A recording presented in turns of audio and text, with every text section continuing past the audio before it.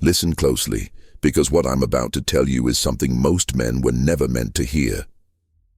In 1821, in the heart of Boston, there stood a place that mothers feared to whisper about, a building that wore the disguise of charity but reeked of something older, darker. It was called Ashford Orphanage, a sanctuary for abandoned children, or so the papers claimed.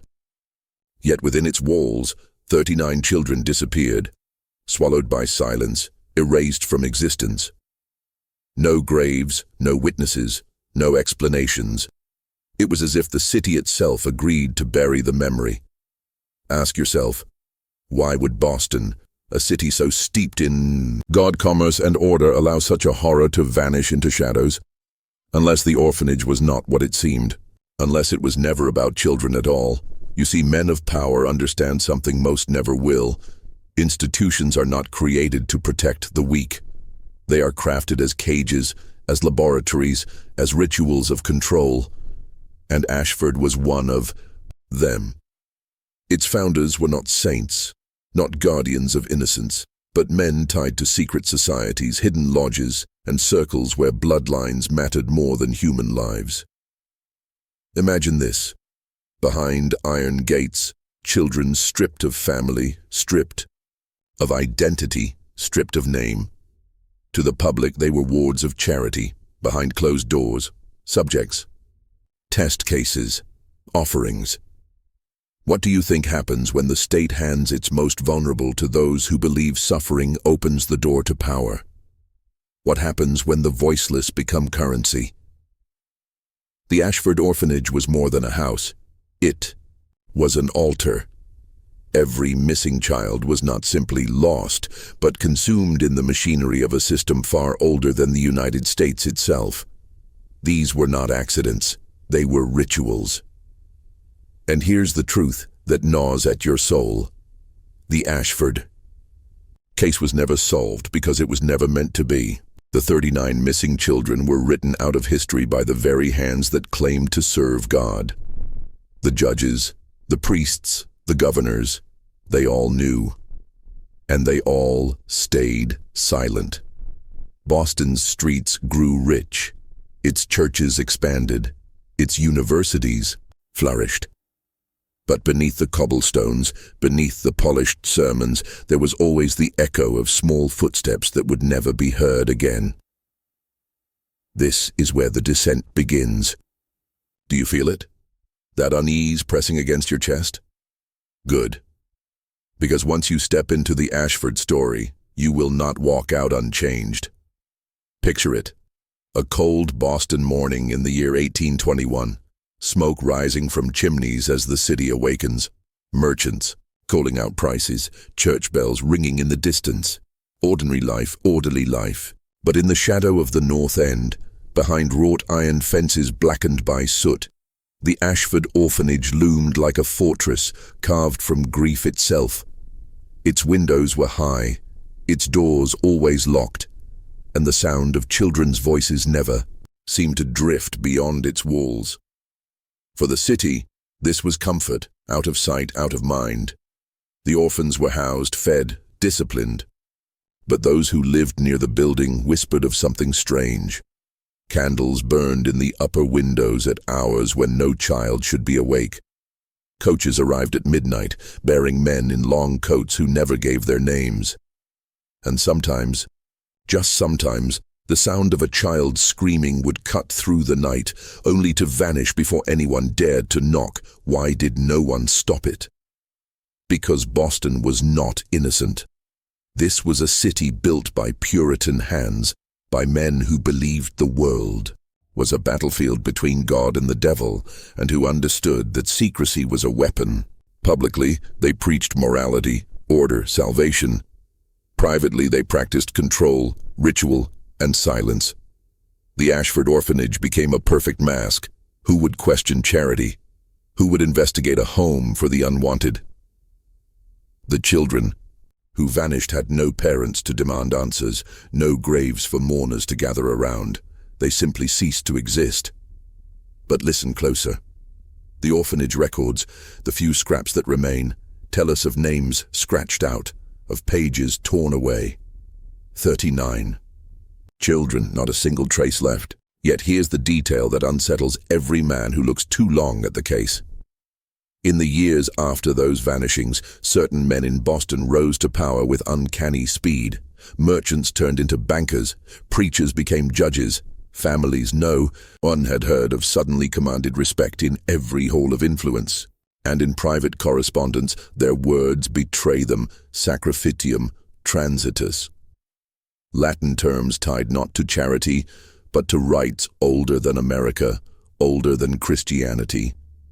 What if I told you the missing children were not victims of negligence or chance, but were offered deliberately into a system that fed on innocence? What if their disappearance was the price for a city's prosperity, a blood pact woven into its very foundations?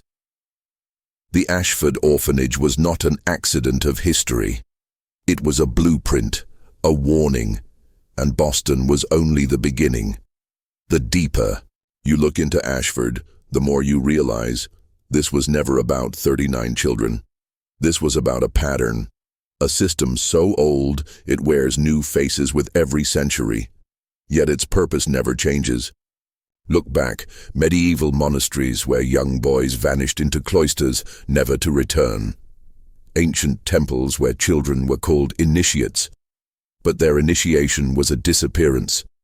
Even further still, the bones of infants buried beneath the stones of Carthage, sacrificed to gods cloaked in fire. Do you see it now? The Ashford Orphanage was not an isolated tragedy. It was another chapter in a book humanity has been trying to burn for thousands of years. But Boston in 1821 was different. This was not a temple. This was not a pagan fire. This was America, a nation promising liberty, justice, and Christian virtue. Yet hidden beneath those promises, the same rituals continued. The children of Ashford were not taken by accident. They were selected. Orphans, after all, are perfect vessels. They carry no surnames worth defending, no inheritance to protect, no bloodline that powerful men must fear disrupting. They are the most disposable lives in a system designed to prey on the weak. And what was done to them? The rumors are almost too dark to voice. Neighbors spoke of strange chanting in the dead of night, of the smell of iron and salt in the air, of robed figures slipping into the cellar beneath the orphanage. Some claimed the children were used in experiments, ritualized tests of endurance, isolation, psychological torment designed to strip their will. Others whispered of something even older than science itself, rites of transference, where innocence is consumed to prolong the strength of the powerful. Ask yourself, why were there no funerals? Why no remains? Because disappearance is the purest form of erasure. If there are no bodies, there are no crimes. If there are no witnesses, there is no guilt. But absence itself becomes the offering. To take 39 voices and turn them into silence, that silence becomes a ritual, a control mechanism, a statement to the city. We own even the unseen. Men in Boston's lodges and pulpits knew. They looked the other way, and their silence was not cowardice, it was complicity. That is how control works. Not through open violence, but through the agreement to pretend nothing happened. This is the truth you were never supposed to see. The Ashford Orphanage was not a house for children. It was a mirror reflecting a system of power that still thrives today. And if you think it ended in 1821, you are not yet ready for the next revelation. If you've followed me this far, then you already feel it. The weight pressing down, the sick recognition that what happened at Ashford was not an isolated nightmare but a structure, a design. Now let me tell you something most men cannot stomach. Institutions built on care are almost always built on control. Orphanages, asylums, workhouses, these were never sanctuaries. They were cages designed by the powerful to strip the powerless of identity, memory, and voice. The Ashford Orphanage was merely the mask. The real machine was hidden beneath it, humming with the same ancient hunger that drove empires before America ever drew its first breath. Consider this. Boston in 1821 was a city climbing toward greatness. Universities were expanding, trade routes were tightening, banks were multiplying, and all of this required one thing above all: obedience. A population that would not question, that would not resist, that would never dare to peer behind the curtain. Do you think it's coincidence that while children vanished at Ashford, new centers of influence suddenly bloomed? That while 39 voices went silent, certain families rose in wealth and status almost overnight? These children weren't simply taken, they were spent like currency in a transaction that most men will never even recognize is happening all around them. And here's the dagger's edge. The disappearances did not weaken the city. They strengthened it. That's how the system works. It feeds on silence. Every time a man convinces himself that some things are better left unknown, he becomes a brick in the fortress of corruption.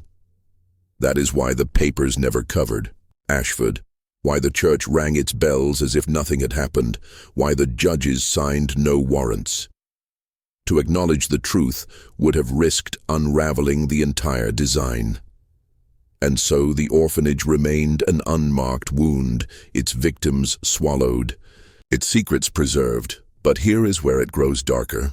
Because Ashford was not just about ritual or sacrifice. No, it was about study. Those children were subjects in something larger. A test, psychological conditioning, isolation, deprivation, techniques designed not to kill the body, but to fracture the mind. And what was learned in that cellar did not stay there. It spread into prisons, into military barracks, into schools. The blueprint of control refined on the nameless and the lost, perfected in silence, exported into the very fabric of society. This is why the Ashford story matters. Because when you peel back the layers of history, you see the same design. Always cloaked, always hidden, always denied. And once you see it, you can never unsee it. Think carefully about what I'm about to say, because if you let it sink in, it will change the way you see every institution you've ever trusted. Ashford was not only a disappearance site, it was a prototype. The missing children were not just victims. They were the raw material for a blueprint of psychological control that echoes into your life today. What do you think happens when a child is stripped of all anchors, family, name, safety, love, and left only with fear and silence? His mind fractures. His will dissolves. And in that breaking, something useful is born. Obedience.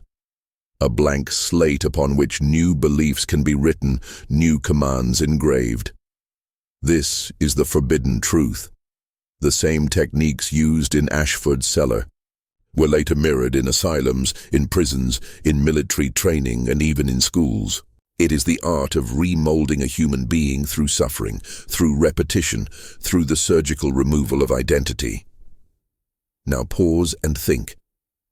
Do you believe it's an accident that entire generations are funneled through institutions where bells dictate movement, uniforms erase individuality, and silence is rewarded as virtue? This is not education. This is conditioning.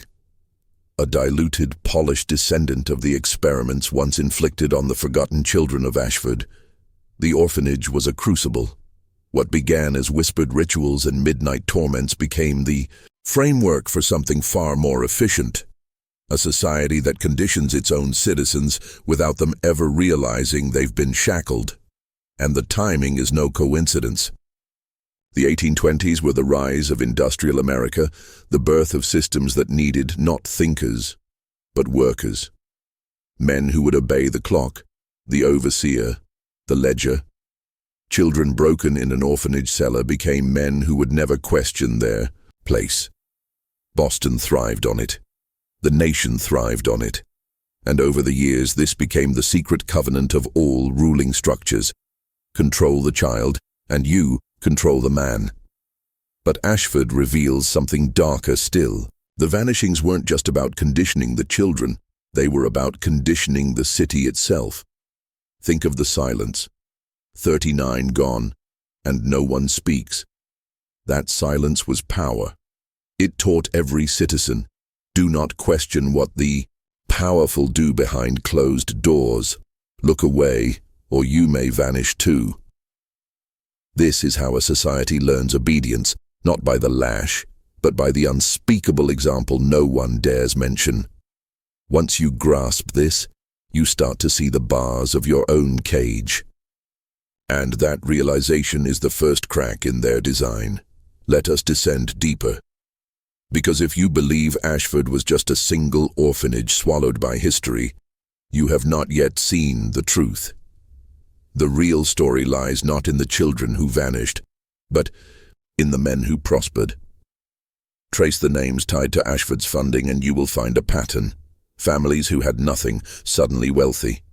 Unknown preachers, suddenly granted pulpits in Boston's grandest churches. Merchants who had been scraping to survive, suddenly controlling shipping routes, banks, and land. Their ascent was not natural, it was purchased. And the currency was human innocence.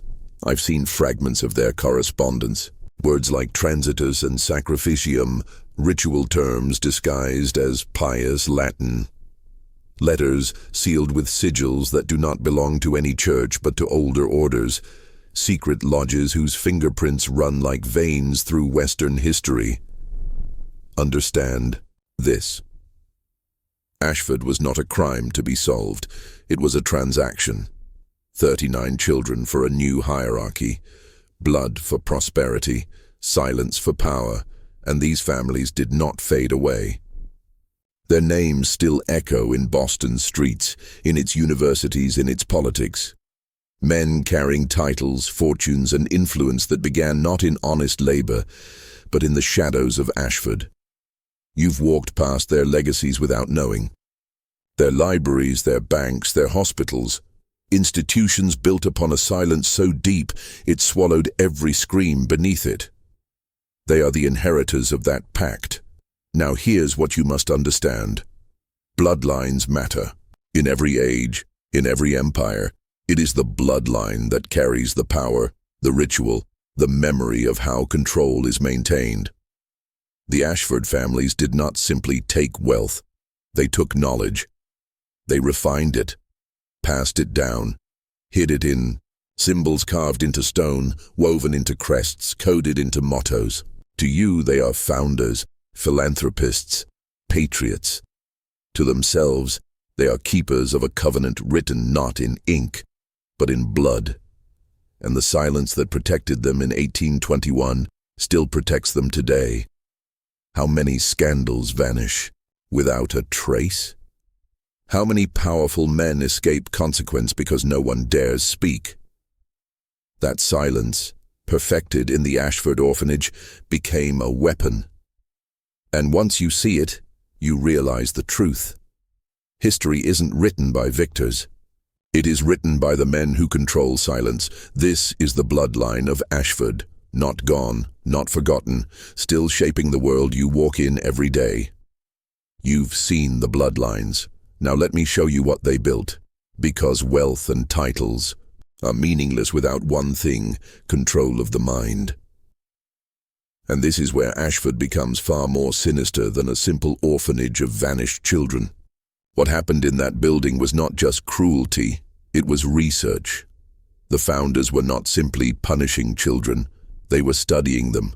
They were mapping out how far the human mind could be bent before it shattered, how easily innocence could be erased, how identity could be broken down and rewritten. Does that sound familiar? It should, because those same techniques would echo into every major American institution. Think of the asylum. Patients stripped of their names, given numbers, starved of light, treated with endless repetition, until obedience became their only language. Think of the school, bells dividing time, uniforms crushing individuality, every movement monitored and corrected. Think of the prison, isolation, ritual humiliation, silence as punishment. Do you see it now? The architecture of Ashford was never destroyed, it was expanded. It became the skeleton of America's systems of order. And here's the truth no man wants to admit. The orphanage did not fail. It succeeded. It produced results. Children who broke, children who vanished, children whose suffering revealed to the powerful exactly how to condition obedience. That is why no judge investigated, no priest condemned, no newspaper shouted.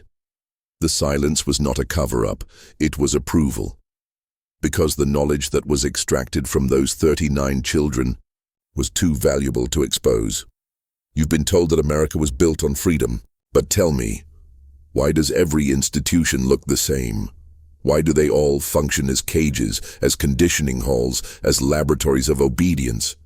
It's because freedom was the mask. The blueprint of Ashford was the reality, a system designed to break the individual, then rebuild him into a compliant cog. And every man, whether he knows it or not, has walked through some version of those doors. The Ashford families ensured this architecture became permanent. They seeded it in universities, legislated it through laws, sanctified it in churches. They turned society itself into an orphanage without walls, a structure where men are raised, broken, and remade without ever realizing it. This is the truth hidden in plain sight. You were never free. You were conditioned.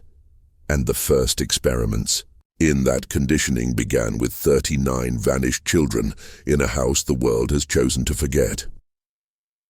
Now we step beyond Boston. Because what happened at Ashford was not confined to one city. It was a thread woven into a much larger tapestry. You see, the symbols found in Ashford's surviving ledgers, sigils etched into margins, Latin phrases scrawled between names, are not unique. They appear in Europe, in documents tied to the Bavarian lodges of the late 18th century, in the hidden archives of London's Masonic halls, in the esoteric circles of Paris, where revolutionaries and aristocrats alike toyed with forbidden rites. The Ashford Orphanage was not an anomaly. It was an outpost, a colony of an older design. Think of it this way. The 1820s were an age of transition. The old world was bleeding into the new.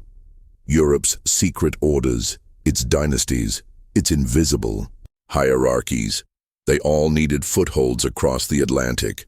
America was young, raw, malleable. It was the perfect soil to plant old roots in new ground. And what better instrument than an orphanage? Who would look there for traces of European ritual? Who would suspect that behind the facade of Christian charity, the same ancient hunger for blood, silence, and obedience was being transplanted into a rising nation? The proof hides in plain sight. Families tied to Ashford later sent their sons abroad, to Oxford, to Vienna, to Paris. When they returned, they brought with them more than education. They carried rituals, symbols, codes, knowledge reserved for the initiated. And those sons became senators, bankers, bishops, men who shaped not only Boston, but the entire American psyche. Men who ensured that the machinery of Ashford, the conditioning, the silence, the ritual, would spread far beyond a single orphanage. This is the forbidden lineage, the same system that burned children in Carthage, that vanished boys in monasteries, that offered innocence in the fires of Moloch, found new life in America's institutions. Ashford was the bridge. 39 children vanished not into death, but into legacy. Their absence became the cornerstone upon which transatlantic power was secured. And now, when you look at the world around you, when you see governments that silence whistleblowers, corporations that crush individuality, religions that demand obedience at the cost of truth, Understand this. You are not witnessing separate corruptions. You are witnessing the branches of the same tree, planted centuries ago, watered in silence, fed with sacrifice. Ashford was the seed in American soil, and from that seed grew the forest you live in today. Now imagine Boston not as a city of freedom and piety, but as fertile soil where ancient roots were allowed to spread unchecked. Because once Ashford had done its work, once those children vanished into silence, the system didn't stop. It expanded. The blueprint of control had to be cloaked in respectability, wrapped in the robes of learning and the incense of faith. And that is where institutions like Harvard, the great churches and the hidden lodges of the city became instruments of permanence. Harvard, glorified as a beacon of knowledge, was no neutral ground. It was a training hall for bloodlines. Its libraries contained texts pulled from Europe's secret societies, manuscripts whispered over candlelight, never shared with the masses.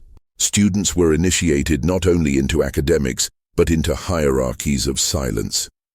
The very families enriched by Ashford's transaction sent their sons to Harvard to be polished, to be veiled in legitimacy, to ensure the knowledge born in the cellar of an orphanage would be sharpened into something far more dangerous: social engineering. The churches played their part too. The pulpits thundered with sermons of morality, obedience, sacrifice. Not for the elite, never for the elite, but for the masses. The very silence that allowed 39 children to vanish without outrage was sanctified by scripture twisted to serve power. Do not question, trust God, endure suffering. These were not spiritual lessons. They were psychological conditioning. Echoes of Ashford dressed in holy language, and then there were the lodges. Cloaked in secrecy, draped in ritual, these societies were the hidden spine of the city. Their symbols appear in the orphanage's surviving scraps: the compass, the eye, the flame. What they practiced behind locked doors was not fraternity. It was continuity. The rituals of the old world carried into the new, disguised as charity, fellowship, enlightenment. But their true purpose was the same as Ashford's: to bind men to silence, to bury the truth beneath oaths, to weave obedience into every layer of society. Do you see the pattern? Harvard, the churches, the lodges, pillars of respectability, cloaks of legitimacy. To the common man, they were proof of Boston's greatness. To the initiated, they were the sanctuaries of a covenant born in blood. Every institution became a mask. Every mask concealed the same face. And through this architecture of respectability, the legacy of Ashford was made untouchable, eternal. Now let us pull the veil aside and face the most unsettling truth of all. The Ashford silence did not just condition the children, it conditioned the city. Ordinary men, fathers, workers, churchgoers, were reshaped by the absence they were forbidden to name. 39 children vanished, and yet the city moved on. That silence became a sermon without words, a command stronger than any law. Do not question, do not resist, accept. This is how psychological control works on a mass scale. You don't need whips, chains, or gallows. You need only one thing: an unspeakable act, witnessed by all but discussed by none. The lesson seeps into the bones of the people. Every man who passed Ashford's walls, who heard the rumors but said nothing, was being broken just as surely as the children inside. He learned that power can devour innocence without consequence. He learned that obedience, silence, compliance are the only shields against disappearance. This was not just a tragedy, it was a ritual of conditioning imposed on the entire population. Think of it like this: Ashford was a test. Could an entire city watch its most vulnerable vanish and still bow to the institutions above them? The answer was yes, and once that answer was secured, the pattern could be repeated, refined, expanded. Boston became a city that obeyed. Its men became citizens who trusted the system, even when the system consumed their own. That trust, blind, fragile, fatal, was passed down like an heirloom. Generations grew up under the same spell, and here is the part that claws at you. That spell still lives. You see it every time a scandal erupts and fades into silence. Every time a powerful man escapes justice while the masses return to work, muttering but unmoved. Every time you sense something is wrong, but bury it under the comfort of routine. That is Ashford's shadow, not just in Boston, not just in 1821, but in every city, every age, every man who chooses safety over truth. The real genius of Ashford was not in disappearing children. It was in disappearing resistance, in teaching men that silence is survival. And once silence becomes survival, obedience becomes instinct. That is why the orphanage still matters, because whether you know it or not, you are still walking in the shadow of its silence. This is the revelation. Control is never raw, never naked. It is always veiled. And the more sacred the veil, the darker the truth it hides. Here is where the descent sharpens. Silence is never neutral. Once men learn to keep quiet, that silence begins to rot into something far worse: complicity. And when complicity takes root, ordinary men like you, become the enforcers of the very system that consumes them. This is the most dangerous lesson Ashford taught, not only to Boston, but to the generations that followed. If you cannot question power, you will end up defending it. Think of the fathers in 1821 who whispered about the screams at night, but dragged their sons away before they could ask questions. Think of the mothers who suspected but said to themselves, "God will judge, not me," and turned their backs. These were not villains. They were ordinary people who surrendered to fear. But fear has a cost. It transforms you from a witness into a guardian of the very silence that enslaves you. Every man who looked away from Ashford became a brick in its wall. Every family who refused to speak became a seal on the pact. And here is where it becomes truly sinister. The elites who built Ashford understood this psychology perfectly. They knew that once silence is normalized, the people themselves will police the truth. They will mock the one who questions, shun the one who resists, punish the one who dares to speak. This is the iron law of control.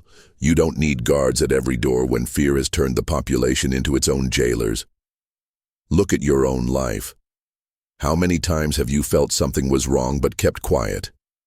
How many times have you watched lies unfold in plain sight on your screens, in your politics, in your institutions, and told yourself, "It's not my fight"? That instinct did not come from nowhere. It is the inheritance of generations conditioned to survive under silence. You are still carrying Ashford in your blood. The men of Boston in 1821 were not chained, they were not whipped, but they were enslaved all the same, enslaved by their own unwillingness to face the truth. And the tragedy of Ashford is not only the 39 vanished children, it is the thousands of men who allowed it to happen, and then carried that obedience into every aspect of their lives. This is how control metastasizes, not by force, not by law, but by turning the silence of the people into the strongest prison of all. Silence became a culture. That is the part most men miss. What happened in Boston was not merely a historical atrocity, it was the forging of a national character. Because once silence takes root, it doesn't just infect individuals. It weaves itself into the fabric of society, dressed in the garments of morality, patriotism, and faith. And this is how the legacy of Ashford spread far beyond a single city, by disguising compliance as virtue. Think of the sermons preached in the decades after 1821. Ministers thundered about obedience, about trusting authority, about accepting suffering as God's will. But what were they really doing? They were sanctifying silence. They were teaching men to bow their heads not only in prayer, but in life.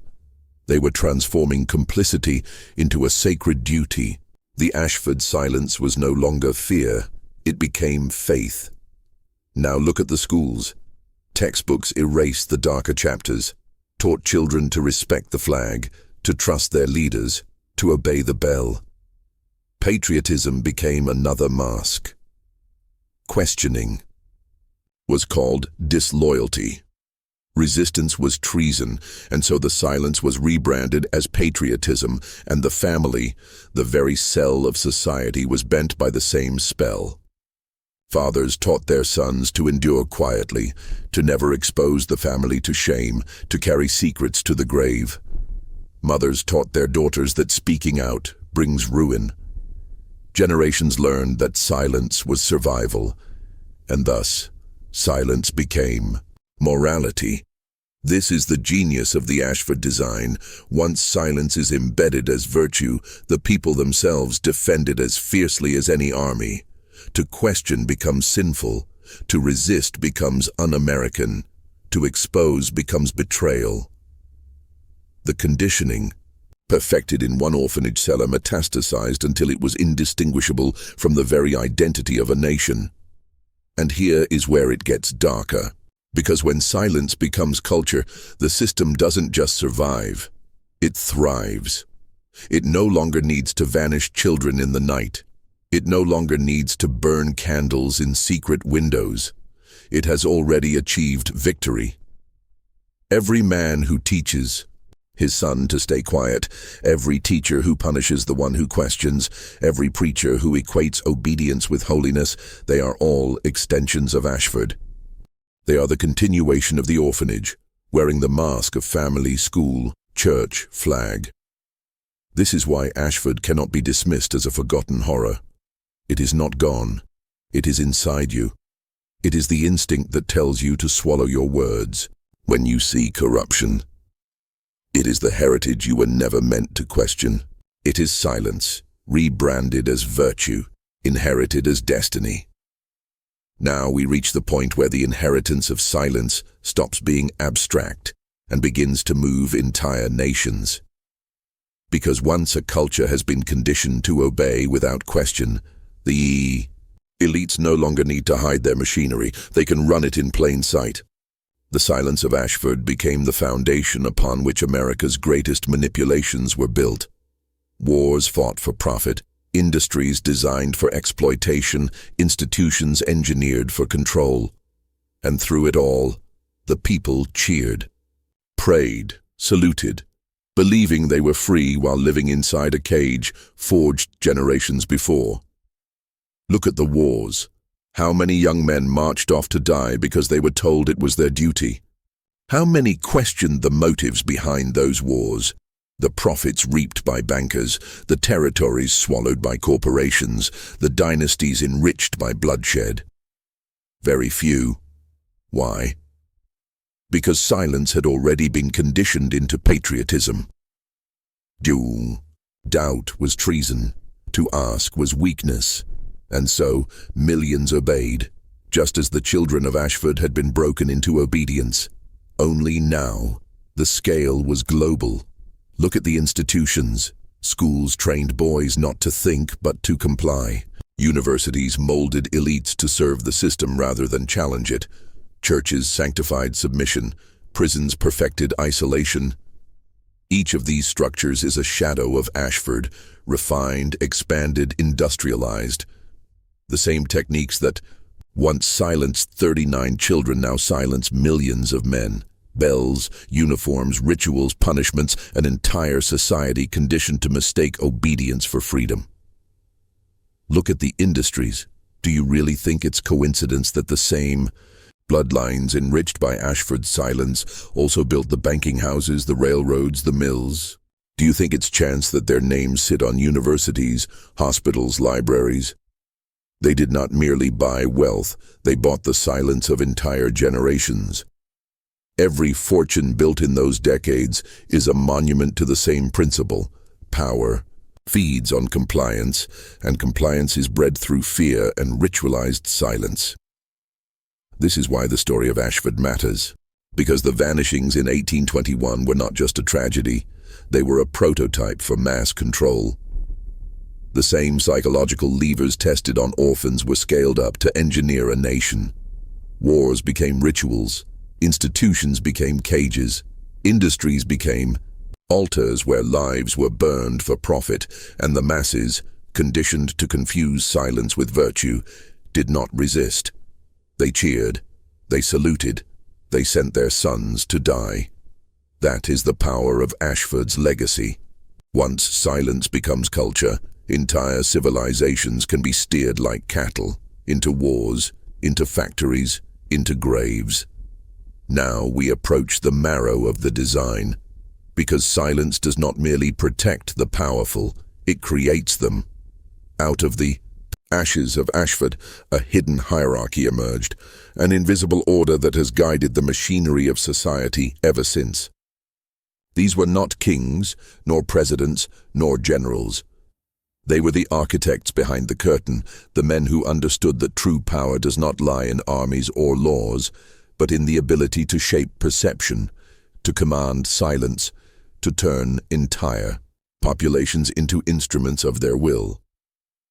The Ashford families, those who traded children for prosperity, did not simply accumulate wealth. They accumulated secrecy. They perfected the art of moving unseen, of leaving no fingerprints while directing the hand of history. And this became the hidden hierarchy, a network of bloodlines and brotherhoods who did not govern from thrones, but from lodges, boardrooms, and pulpits. Men who knew that if the people are conditioned to accept silence, they will never demand proof. They will never pull the mask away. They will obey the shadow as if it were light. You see traces of this everywhere. How many times has history shifted because of unseen forces? Wars declared on false pretenses, financial collapses engineered in silence, assassinations covered by convenient narratives. These are not random events. They are moves on a chessboard controlled by those who inherited the covenant of Ashford. Their strength lies not in visibility, but in invisibility. They do not need to be loved.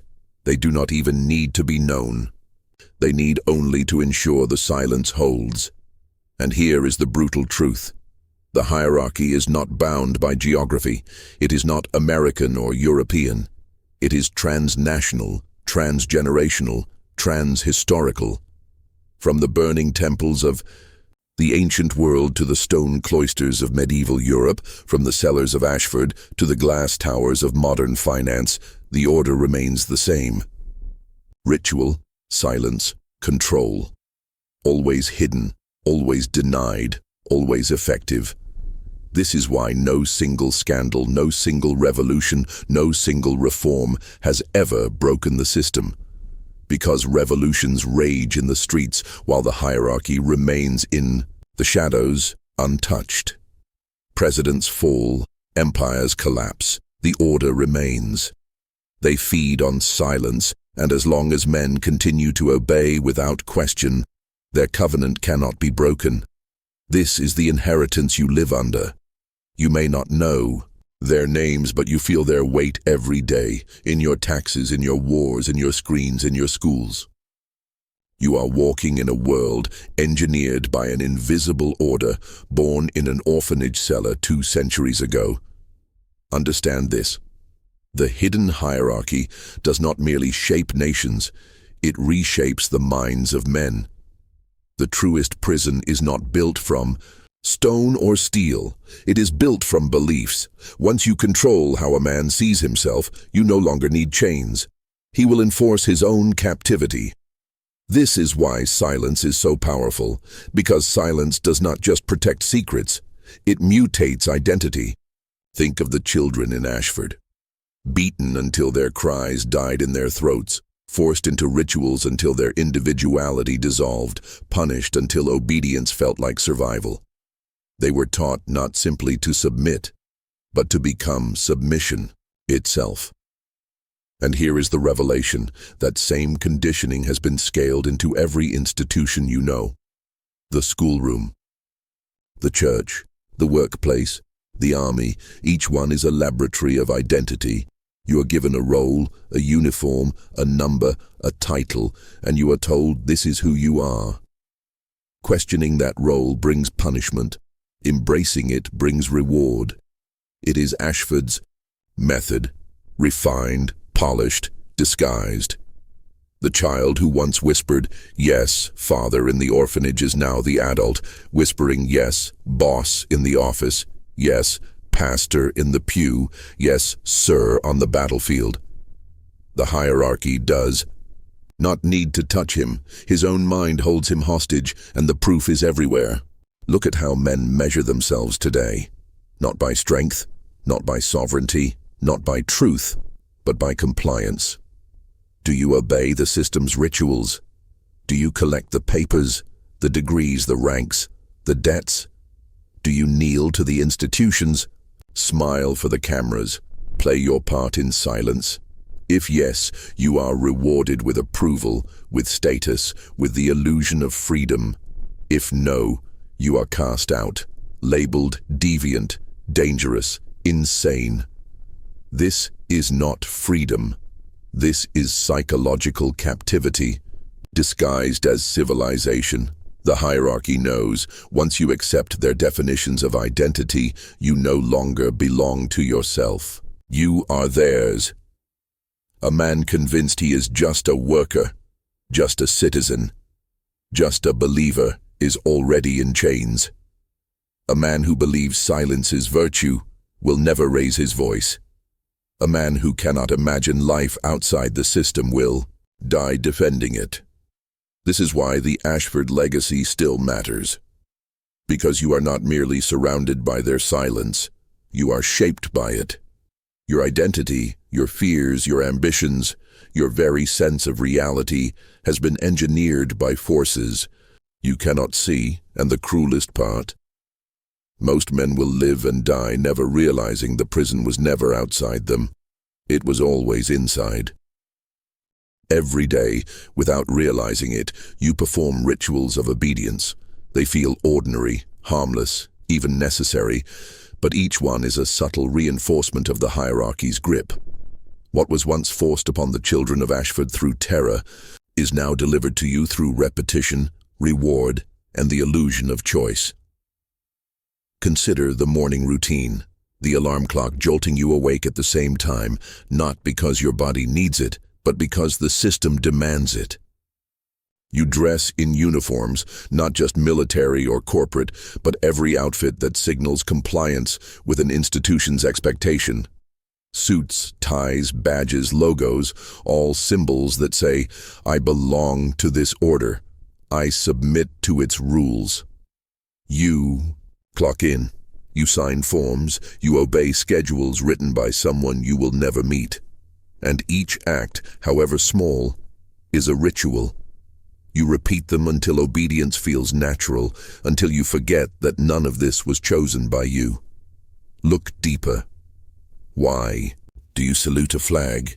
Why do you kneel in prayer inside institutions that decide which words are acceptable? Why do you stand in line, fill out paperwork, accept rules you never wrote? These are not accidents. They are rituals engineered to train your psyche. And once rituals are internalized, they no longer feel like control. They feel like life. The hierarchy learned long ago that ritual reshapes identity more effectively than punishment. A man who fears punishment will rebel in secret. But a man who believes ritual is sacred will police himself. He will shame others into compliance. He will enforce the silence on behalf of his masters. Just as the Ashford children once punished one another under the eye of their tormentors, modern men ridicule or exile anyone who questions the system's daily rights. Think about how many times you've seen it. The man who refuses to pledge, the man who challenges the script, the man who refuses the uniform. He is not only punished by authority, he is punished by the people around him. That is the genius of the hidden order. They do not need guards on every corner. They have programmed the masses to be the guards themselves. And the tragedy is this: Most men do not even realize their rituals are chains. They believe obedience is patriotism, faith, professionalism. They wear their chains proudly, mistaking them for honor. They kneel willingly, never suspecting the altar belongs not to God, not to country, not to truth, but to the same hidden hierarchy that began its covenant in the silence of Ashford. Language is not neutral. Language is control. Every word you speak is a thread in the net that holds your mind. And here lies the most insidious revelation. The hierarchy does not simply rule you with silence. They rule you with vocabulary. Think of the children of Ashford. Stripped of their names, given numbers, addressed only as boy or girl. Their identity was erased not just by silence, but by speech. Every insult, every command, every ritual prayer drilled into them was a linguistic chain. When you hear the same words long enough, you begin to wear them like skin. And when language reshapes your skin, it reshapes your reality. This never ended. Look around. Why do you call yourself an employee? Why do you call a man who commands you a boss? Why do you accept terms like patient, citizen, criminal, consumer? Do you think those words were born naturally? No. They were engineered, weaponized, installed. Each word narrows the field of who you think you are. Each word conditions you to move in one of two directions, obedience or exile. Even the most sacred words have been seized. Think of the word faith. Once it meant direct fire in the human spirit. Now it is packaged, sold, confined to dogma written centuries ago by institutions that demanded submission. Think of freedom. You hear it constantly, yet always. Inside the cage of laws, taxes, debts, and surveillance. They have not given you freedom. They have given you the word freedom to trick your tongue into believing your chains are broken. And here is the psychological weapon at its sharpest. The hierarchy shapes your thought by shaping the words available to you. You cannot think a thought you have no word for. You cannot rebel if rebellion has been renamed terrorism. You cannot stand sovereign if sovereignty has been redefined as selfishness. The dictionary itself is a battlefield, and you, blind to it, speak the language of your captors. This is why men today struggle to even describe what they feel when they sense something is wrong. Their vocabulary has been reduced, softened, sterilized. What once could have been spoken as tyranny, corruption, enslavement is now swallowed in safer terms like inconvenience, inefficiency, mismanagement. The fire has been drained from the words, and with it, the fire has been drained from the men. Ashford was not just a house of silence. It was a factory of words. Words that broke children. Words that rewrote their minds. Words that spread outward like a plague until you too inherited them. You are not free because you speak. You are imprisoned because you speak their language. History is not what happened. History is what was written, and what is written is not truth, it is weapon. Every empire, every church, every government has understood this principle. Control the narrative, and you control the people. Facts matter less than framing. Reality bends beneath the pen of the victor. Think about it. The Ashford Orphanage did not vanish from history because no one cared. It vanished because someone cared too much to let the truth survive. The disappearance of 39 children in 1821 should have echoed across every page of New England's history. Yet what do the records say? Nothing. A fire, an accident, a closing due to structural collapse, a neat little phrase that erases agony, a single sentence to bury countless screams. That is the power of weaponized language in history. It makes atrocities invisible. And this is not an isolated case. It is the same mechanism used to cloak the burning of entire towns, the eradication of tribes, the starvation of millions. Words like relocation, resettlement, pacification appear in textbooks, soothing, neutral, bloodless. They tell you people were relocated, when in truth they were slaughtered. They tell you cultures faded, when in truth they were eradicated by force. Each sanitized word functions like a veil, a mask carefully placed over the horror, so the next generation inherits only a ghost of what truly occurred. Why? Because a people who know their real history cannot be controlled. A man who knows what was stolen from his ancestors cannot be pacified by slogans. If you understood the full ledger of lies, the full cost of your chains, you would not obey. You would burn the system that enslaved you. That is why history must be written, edited and rewritten until it no longer resembles history at all, but rather propaganda etched into stone. Ask yourself, how many events you've been taught as truth are in fact the version approved by the victors? Why do you think you know about the founding fathers, but not the orphanages like Ashford? Why do you memorize the battles of generals, but never the cries of children buried in basements? It is not an accident. It is the design. And here is the most dangerous truth. The lies of history are not meant to convince you of what happened. They are meant to convince you that what did not happen never could. They make you doubt your instincts. They make you silence your own questions. They make you believe atrocities like Ashford are unthinkable, when in reality, they are the foundation of the world you live in. You are not living in the aftermath of hidden history. You are living inside its ongoing ritual. Education is not designed to enlighten you. It is designed to domesticate you. From the moment a child steps into a classroom, the same system that silenced Ashford's orphans takes hold. A system that rewards obedience, punishes deviation, and cements the official narrative into pliable minds before they have the power to question it. Think of the classroom. Rows of desks, facing forward, silence enforced.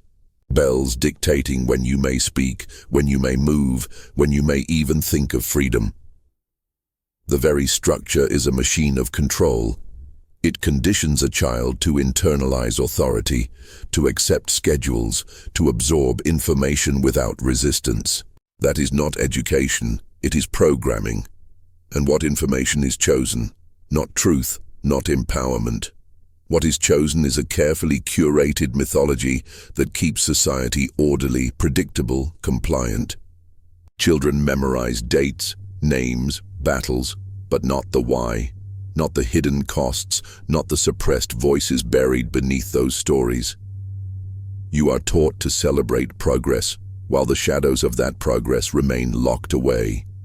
You are trained to view history through the lens of the victors, never the victims. You are told what to think, not how to think. Ashford was simply the extreme version.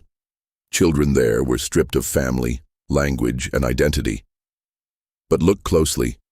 The very textbooks in your hands today are a softer version of the same erasure. They shape your perception of what is possible. They plant the seed that authority is never to be questioned, that suffering is always justified by progress, that those who disappear from history simply deserve to. Why do you think rebellious children are labeled as troublemakers? Why do you think independent thinkers are diagnosed as disruptive, defiant, even mentally ill? The system knows that once a boy learns to trust his own instincts, the programming begins to crack. He starts asking questions that cannot be answered without exposing the rot. And so the system crushes him early, conditioning him with grades, punishments, labels, and fear.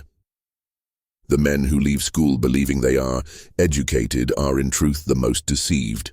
They carry the indoctrination with pride, defending it, enforcing it, passing it down. They become the guardians of their own cages.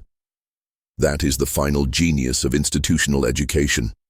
It convinces the prisoner that he is free because he has been taught the facts. But the truth is this: education, as you have known it, is not designed to create men. It is designed to create workers, believers, and subjects. It is designed to turn fire into ash. The Ashford Orphanage was not an anomaly, it was a prototype. What happened within its walls was not merely an isolated crime, it was a trial run. A model for a system that would later be applied not just to 39 children in Boston, but to millions across nations. Ashford was the experiment. Modern education became the scaled result. Look at the parallels. In Ashford, children were taken in, stripped of their families, their surnames, their roots. In the classroom, the same principle applies. Children are separated from their parents for the majority of their waking hours. Their family's influence weakened as the state's authority grows. In Ashford, the goal was to erase individuality, to mold orphans into blank vessels. In the modern classroom, the goal is nearly identical: standardize thought, flatten uniqueness, reward conformity. Why do you think classrooms look like factories? Desks in rows, bells signaling shifts, tests that measure not creativity but compliance. This is not accidental, it is industrial design. The same principles that built prisons and barracks were applied to schools. The Ashford Orphanage simply wore its cruelty on the surface, while the modern system cloaks its intent with the language of education, progress, and social good. And the psychological methods? Identical. At Ashford, whispers speak of punishment for curiosity, silence enforced by fear, submission beaten into fragile bodies. Today it is subtler. Grades are the lash. Detention is the cell. Humiliation in front of peers is the whip. You learn quickly what is rewarded. Repetition, not rebellion. Obedience, not originality. Even when you escape the classroom, the programming lingers. You feel shame when you cannot recite the facts, but never when you fail to question them. The children of Ashford vanished physically, but in our system, millions vanish spiritually. Their fire extinguished, their ability to imagine, to challenge, to see beyond the cage, smothered. By the time they reach adulthood, they no longer need chains. They have built their own. This is the hidden success of Ashford. Not the vanishing of 39 children, but the birth of a model. A ritual of control disguised as care. And once, it worked in that dark house on the edge of Boston. It spread like a shadow across every institution of the modern world. You were not educated. You were processed. You were not taught. You were broken in. And only by seeing this truth can you begin to unbind yourself from it. Ashford was a branch. School is a branch. But the tree itself, the thing that feeds these branches, is older, deeper, and more poisonous than most men can imagine. Institutions are not independent accidents. They are extensions of a single root system, a root that has wrapped itself around every form of authority you were taught to trust. Think about it. Government, education, religion, medicine, 4 pillars that seem separate, but are in fact bound together. Each trains you to obey in its own way. Government commands your loyalty. Education conditions your obedience. Religion demands your submission. Medicine holds your body as collateral.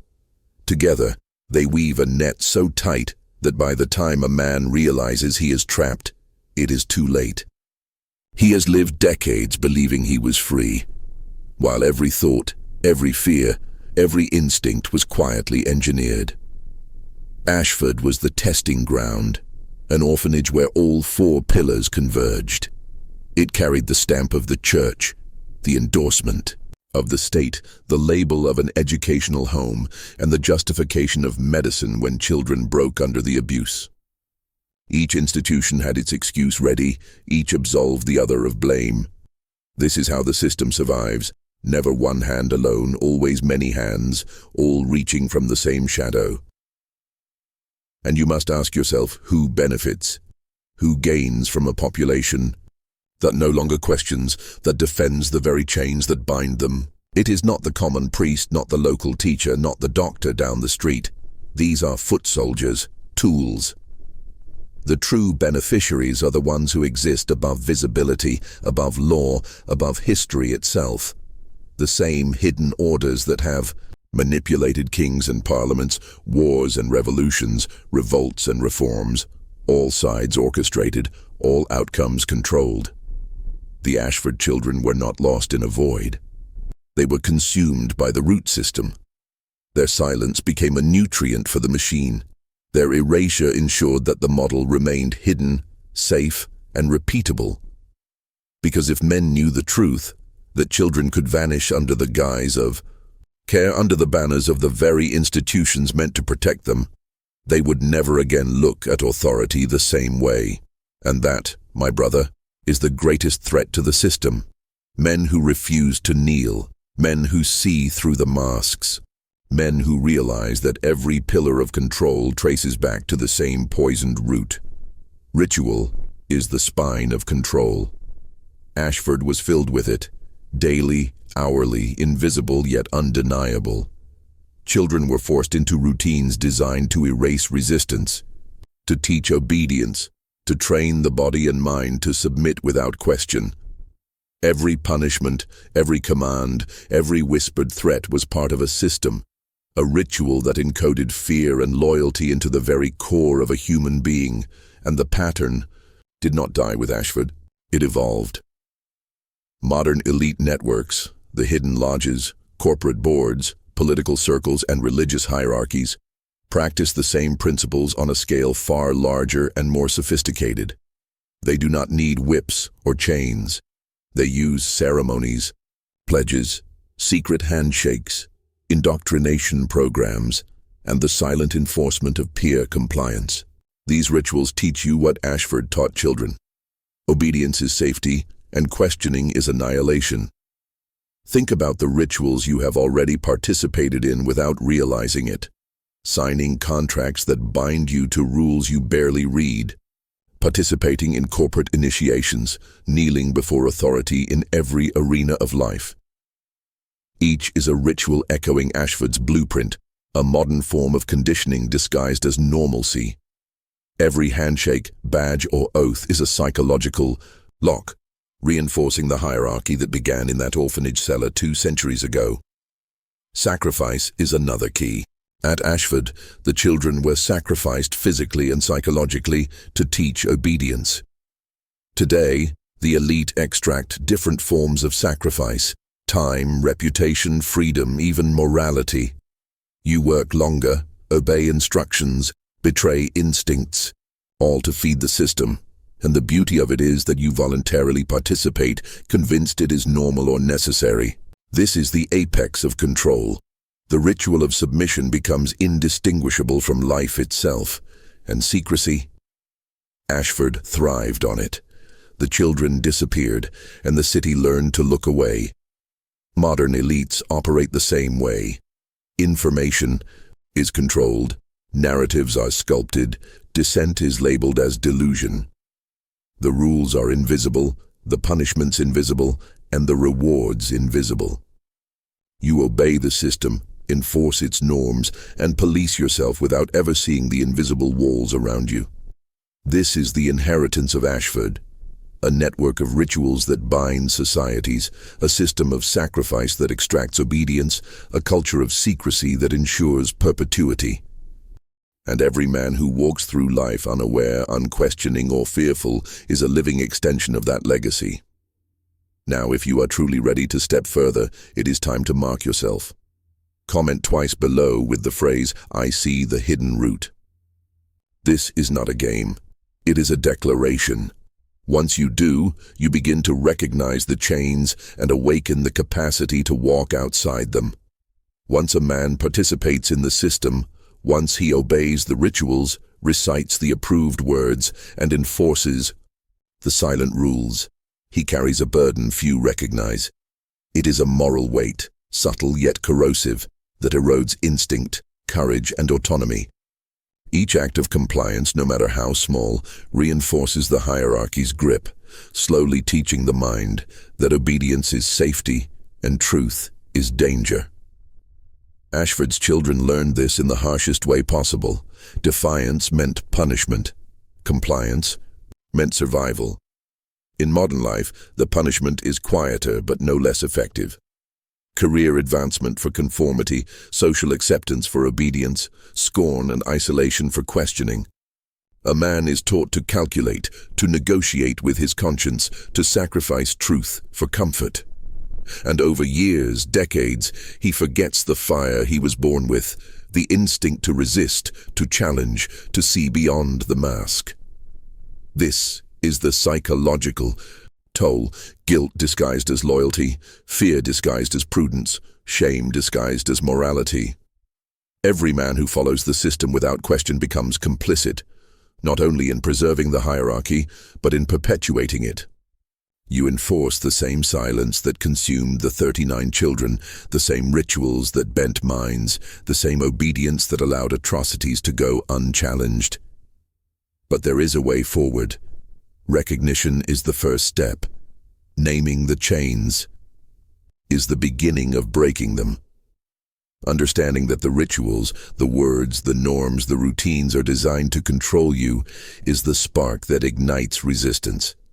And when a man truly sees the system, its origins, its mechanisms, its hidden hand, he gains the power to step outside it. This is not easy. The hierarchy will push back. The world will mock, shame, and attempt to reclaim you. But the moment you recognize the manipulation, you reclaim a fragment of freedom. You no longer obey unconsciously. You no longer enforce your own imprisonment. The first act of rebellion is seeing the machinery of control for what it is. Ashford was only the beginning. Its lessons have been magnified, refined, and spread into every corner of society. But a man who understands this truth, who sees the hidden root, begins the journey to reclaim himself. He becomes aware of the silent strings, and with awareness comes choice. Awareness is the spark. Choice is the flame. And that flame is dangerous to the system. Because one awakened man threatens decades, centuries, even generations of engineered obedience. Now you stand at the precipice. The full scale of Ashford's legacy is staggering, and once seen, it cannot be unseen. 39 vanished children were only the beginning. Their absence was a proof of concept, a ritualized experiment in control that has rippled outward for 2 centuries, shaping every modern institution of power you take for granted. Governments, schools, religions, corporations, all of them carry the blueprint, each layer refined, each mechanism honed to perfection. Consider the city around you. Every law, every policy, every standard has been influenced by centuries of engineered obedience. Every media narrative, every educational curriculum, every corporate guideline echoes the principles first enforced in the orphanage cellar. Compliance is rewarded, questioning is punished, silence is worshipped. And the men who have inherited this system, whether they know it or not, are all enforcers, perpetuating the same cycle. Ashford's horror was never just physical. It was psychological, spiritual, structural. The children disappeared, but the lessons endured: fear, ritual, silence, submission. And these lessons were codified into institutions, extended through generations, and embedded into the culture itself.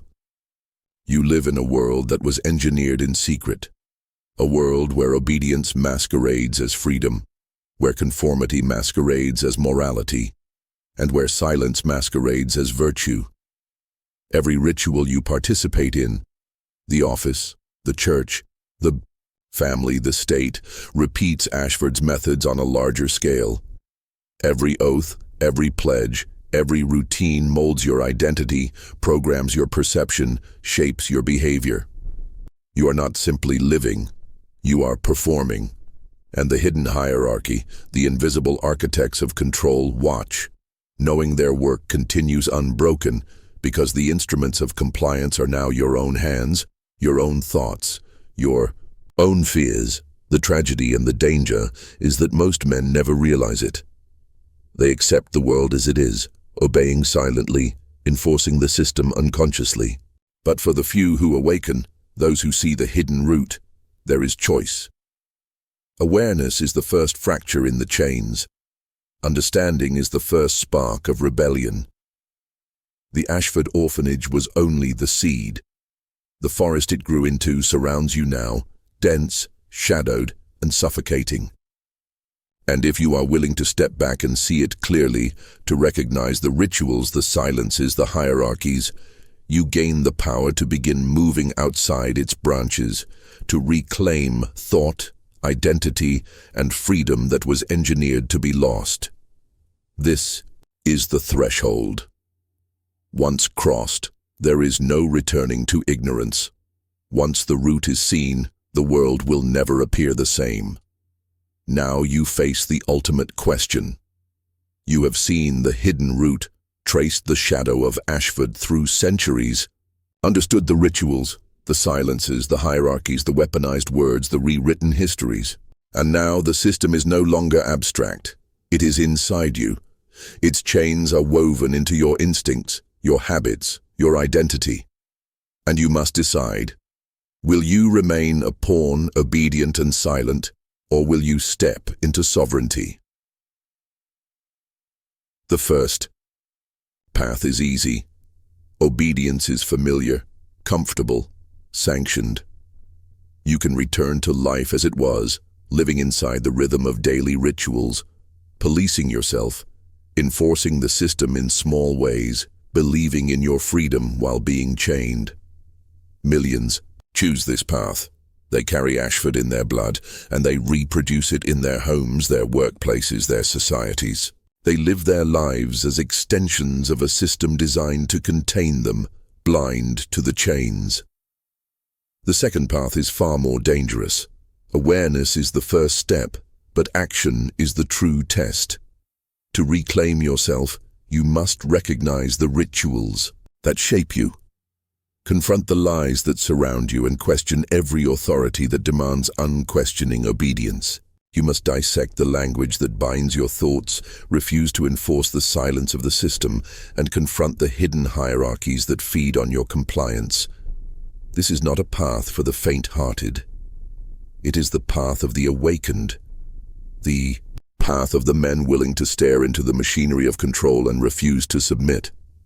But understand this: freedom is never given. It must be seized. Autonomy is not a gift. It is reclaimed. And the knowledge of Ashford, the orphans, the experiments, the rituals, the hierarchies, is your key. Once you understand the machinery, you gain the power to act. You are no longer just a man in the system. You are a man who can see it, who can move beyond it, who can break the inherited obedience that has trapped generations. So ask yourself, will you obey silently, carrying the legacy of vanished children and centuries of engineered compliance? Or will you step into the light, recognize the machinery, and reclaim your mind, your body, your identity? The answer is yours. The choice is yours. But know this: once you see the hidden root, you cannot unsee it. You cannot go back. And the path forward, though dangerous, is the only one that leads to true freedom. The Ashford Orphanage was never just a house. It was a test, a blueprint, a warning. And now, it is your mirror. The question is simple: will you see yourself as the prisoner, or the man who breaks free?